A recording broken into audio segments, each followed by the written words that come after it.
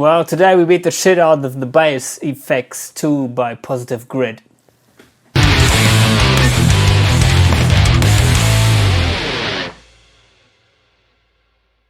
The BiasFx 2 by Positive Grid is a popular plugin which features a lot of amps, cabs, and also the common guitar effects like modulation effects, flanger, phaser, choruses, also time-based effects like reverb and delay. And recently I got my hands on one of these beautiful units, and well, I opened the editor here and created my favorite high gain tone. So it's this.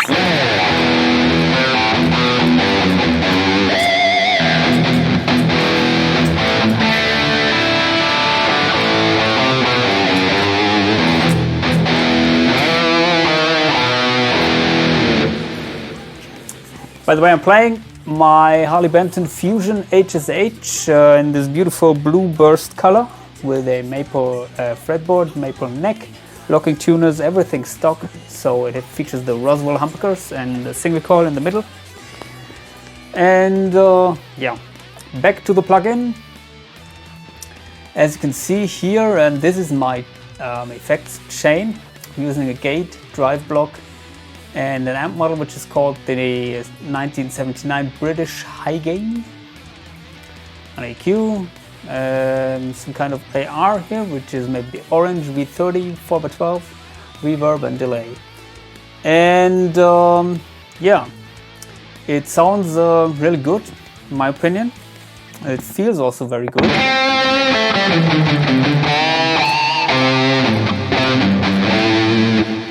With some models, maybe the Camper for example, I have the problem that I found the picking attack a little bit hard. I don't know why that is the case. Maybe it has something to do with the input stage where the guitar signal hits the or is processed. I don't know exactly, but with other models like for example the XFX3 or also the Pliny, when I'm playing through my RME interface, it feels very soft when picking. But with the Camper, it feels sometimes a little bit hard, especially with high gain tones. And with this plugin here, it feels also not that hard, so it's still tolerable for me. It feels very, how can I say, comfortable.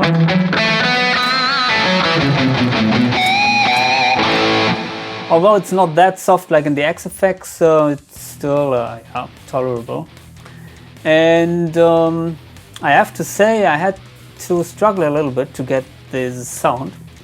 And that is due to the amount of features that this plugin has.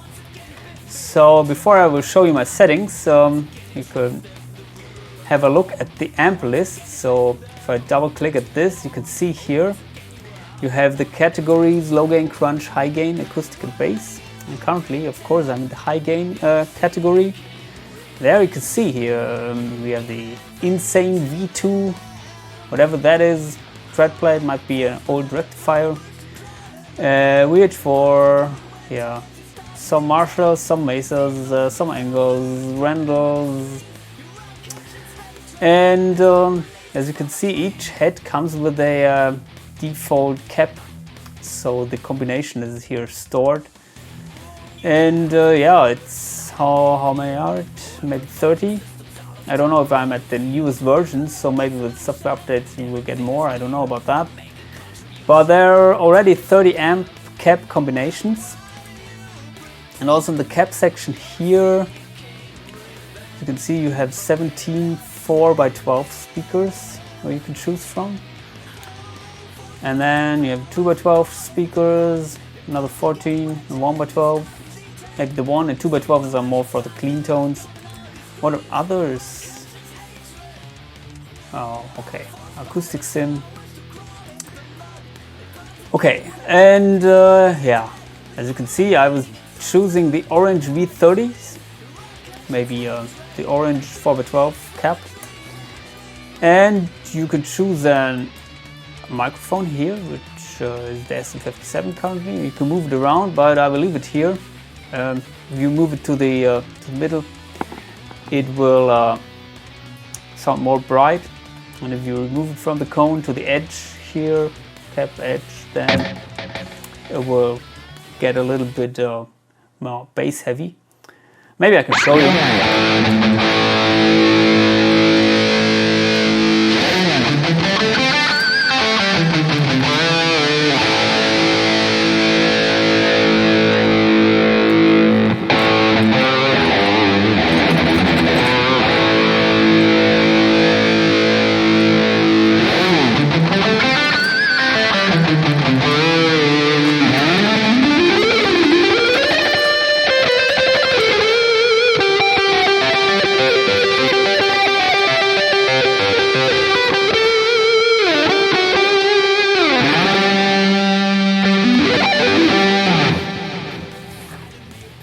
That is something which I really like, because it's like working with a real amp, and you can set your microphone exactly where you think it fits best. And yeah, in the EQ, as an addition, I was setting a high cut, but not that drastically. I set it around 10K. That is usually something where it doesn't change the sound at all, because the frequencies above 10K, they're usually not useful in a high gain tone. Set the low cut, but also very low. Of course, these things, they depend on the on the slope which they are implemented. So you have to find the right amount where they don't cut too much of your sound. Yeah, I raised the 4K a little bit, but only about 1 dB. I have to say, these things, the effects, they are a little bit, not comfortable to dial in, because as you can see here, you have to use the mouse and move this. It's very hard. It would be better if you could just enter the number or something, or if it was working with the mouse wheel. But no, yeah. Overall, I think the effect quality, and that goes basically for all effects which I tried, which are a lot, is not on the same level like in the Camper or in the XFX.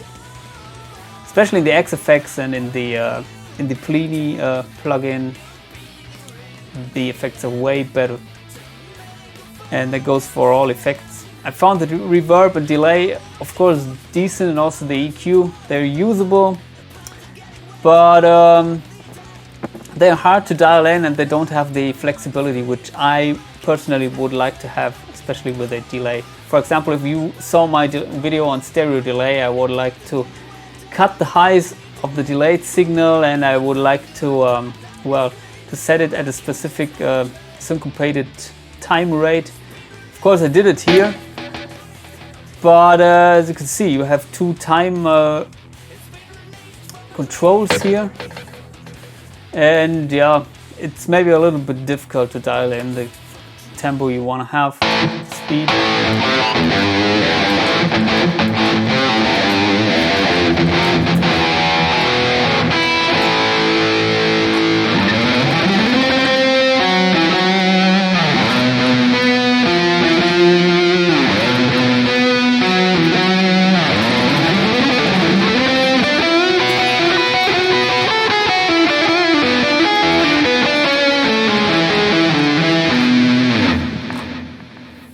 Also, the highs, they sound a little bit artificial to me, to be honest. And that is the case with most of the cheaper modelers.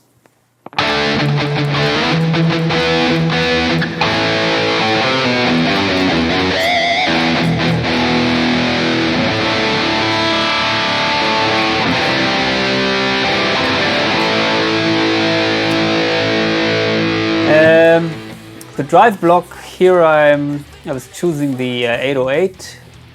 As you can see here, you have the drive blocks. These ones are, maybe I can show you the effects here shortly. So starting with the noise gate, 3 noise gates, a bunch of compressors, pitch effects like the whammy, harmonizer, some boost pedals, drive pedals, which I'm currently using here, distortion pedals, EQs, 6-band, 4-band, 10-band, studio EQ. All of these things are, well, not that comfortable to dial in, I have to say. Modulation effects, quite a lot. Vibe, chorus, we'll check them out in a second. Delay, reverb. Unfortunately, I couldn't find many stereo delays, only the one here I'm using currently, the ping pong delay. So it's a little bit limiting, but maybe it's not that important, because most of you people will maybe use this thing as a plugin when recording. Then you will get the effects maybe from your DAW.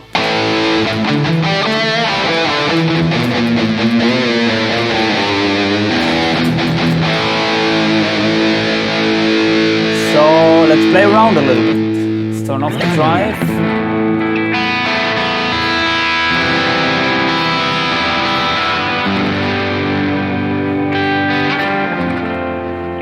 So, as you can hear, the amp reacts very dynamic.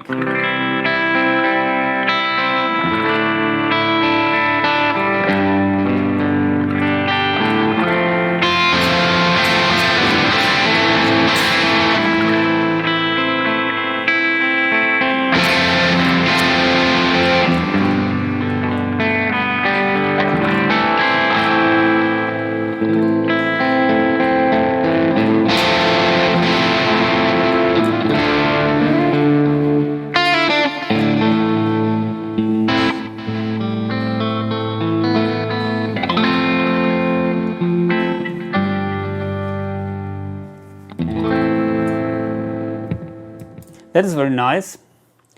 Let's add some modulation effects, starting with the chorus maybe. Well, let's put it here, or maybe here.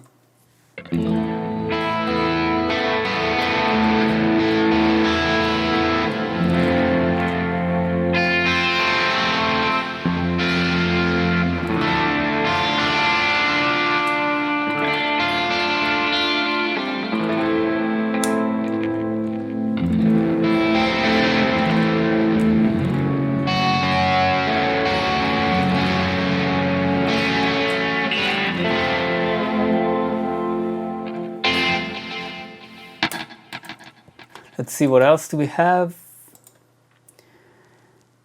Broken vibe.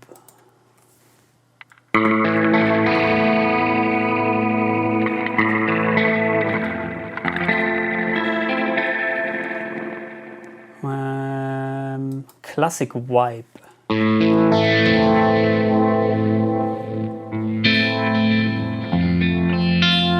think I would set this in front of the amp. The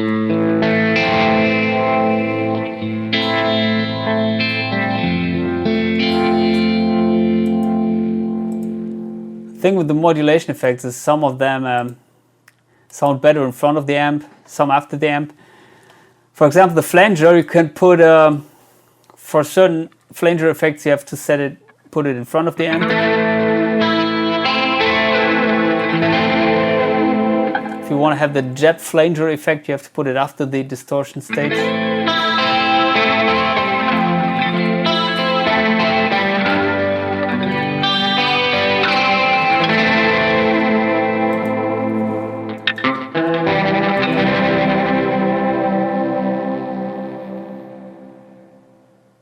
Orange phase.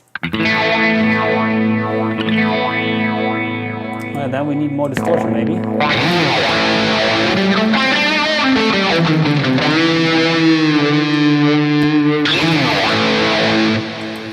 It's a little bit too much, I think.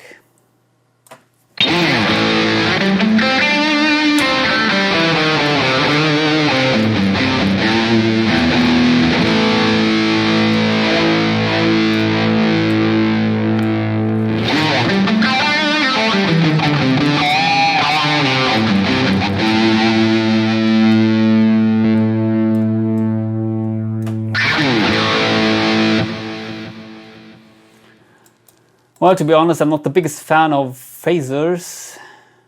I like them when they're like subtle, like Marty Friedman is using it, but what is this? A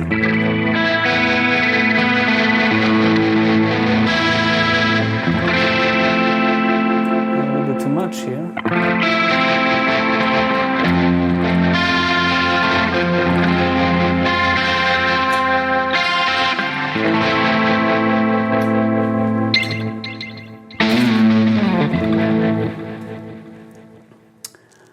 Yeah. So there are a bunch of modulation effects you can play around with. Finally, maybe we will check out some other amps. So let's turn off the drive and yeah, go through the list. And be aware that yeah, the IR will change with the amp model. So we have the Insane.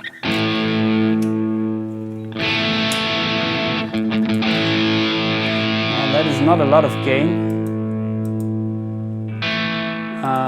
Let's see. Maybe we will engage the drive. I think these pickups, they are very weak, and although, as you can see here, I raised the input volume already to 6 dB, can automatically set the input volume. But yeah, I think maybe I will leave the drive block engaged. So this is the Insane V2.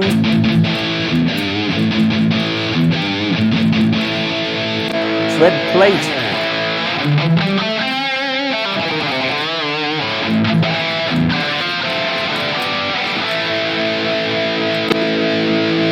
VH4. That sounds better.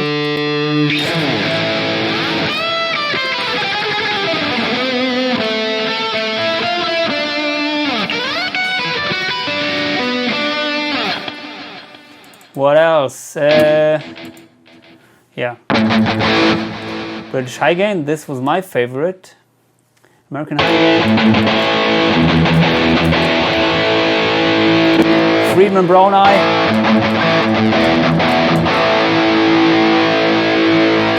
This is maybe a Black Star, Series 1. Sounds very fizzy and thin. Black Bull with well, ugly phasing issues.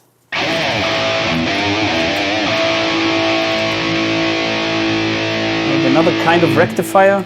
This is maybe Frameless Cobra. Honky, Bogen Ecstasy. Phasey. German Fire, maybe an Angle Fireball. Well, that sounds nasty as hell.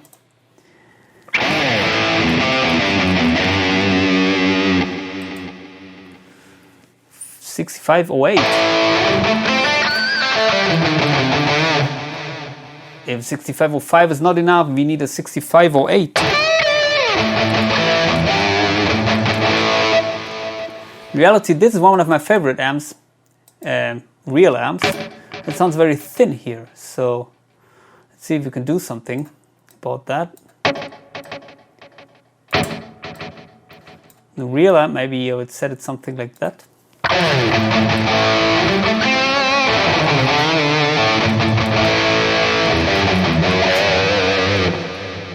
The real amp has way too much bass.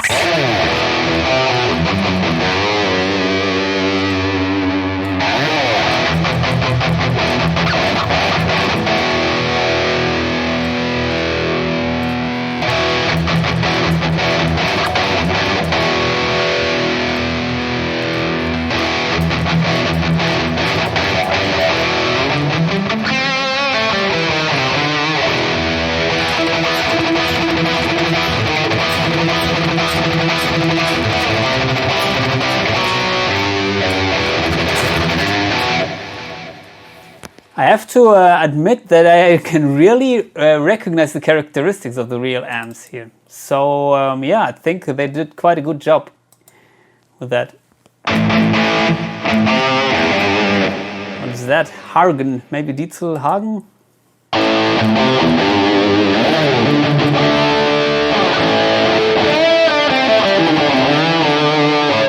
This may be also a good lead amp, the Insane Roadie. The thing with leads is I like it if the amp has a little bit of low mids, like around the 400 Hertz, not that much, around the 1K and 2K, and then again the right amount of presence frequencies.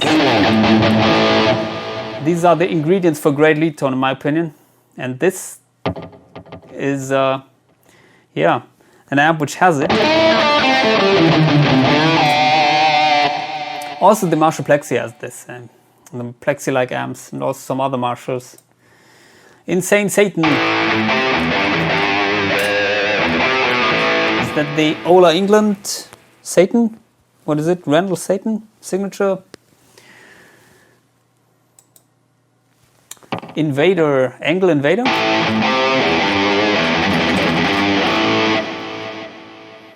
Okay, Lightning here. Seems also to be a mid-focused lead amp. What is it? Lighting. I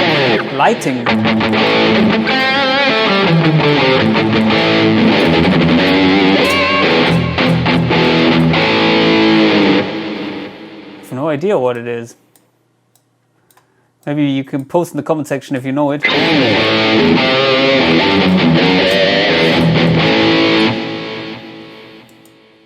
I hope it's not something obvious.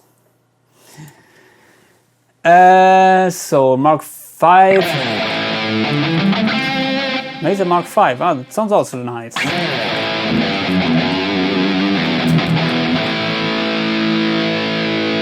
Let's see.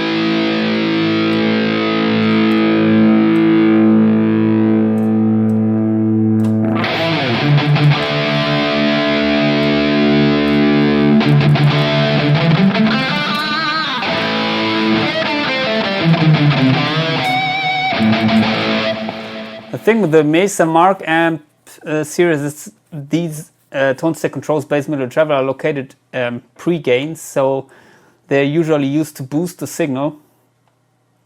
And the tone shaping is you can affect with the 5-band graphic EQ, which you don't have here. I don't know if this is also modeled here. The amp seems to have a little bit of a phasing issue, but that is maybe something which the real amp also has. Modded Mark 2C Plus. It seems to have a kind of a strong V shape implemented.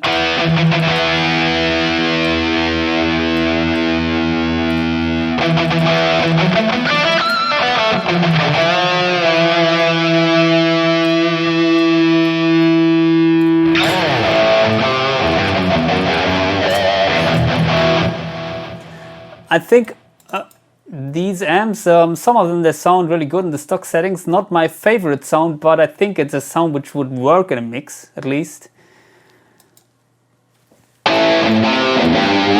Yeah, this also, the Mark IV. What is that? 53? Randall?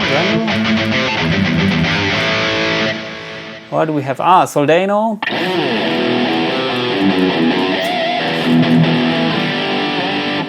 Sounds like shit. Slayer, ah, Marshall Carey King.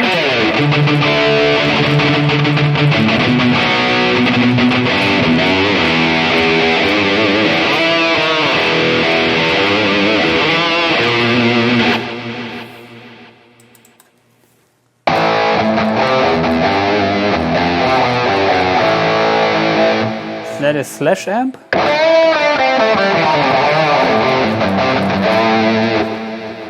I don't know.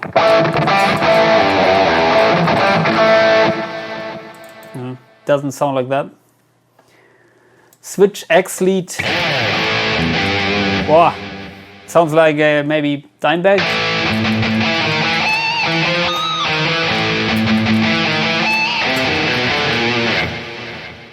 Well, a nasty tone.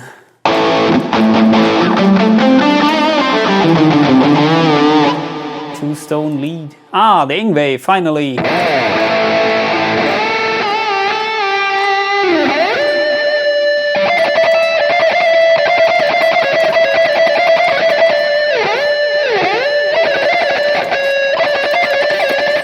Oh, forgot this lick.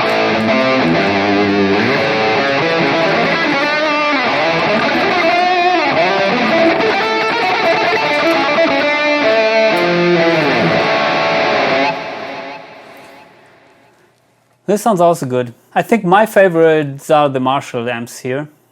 Especially this one, the British high gain.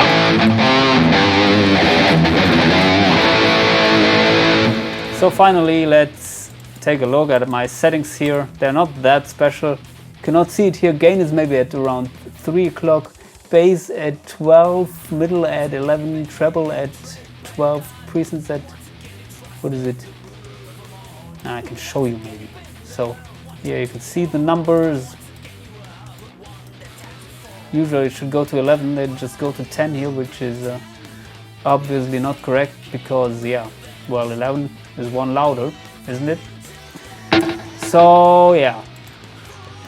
Maybe I showed you this, just the high cut and the low cut. Only here I'm pushing the 4K about 1 dB. Yeah, so that sounds great to me, usable. And I hope this helps you to get the best results out of this thing, if you want to buy it. I personally prefer the Neural DSP Plini plugin. I don't have experience with other Neural DSP plugins, but the Plini is by far the best plugin which I own. It's very easier to dial in a good tone. And of course the XFX 3 is spot on, but of course it's, yeah, well, it's very expensive.